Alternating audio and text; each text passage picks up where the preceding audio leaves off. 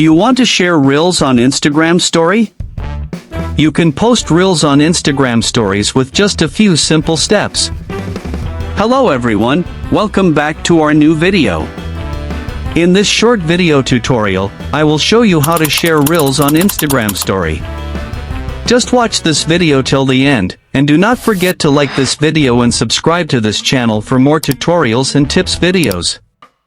By sharing Reels on your Instagram Story, you can maximize the reach and impact of your content and interaction with your audience.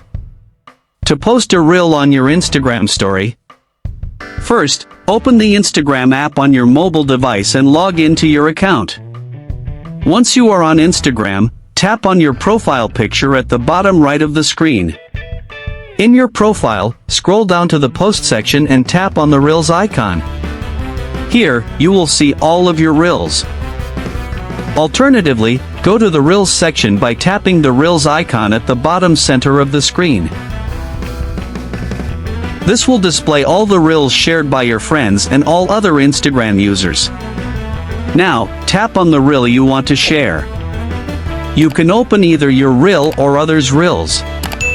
Once the Reel video is open, tap the share icon at the bottom right corner of the screen.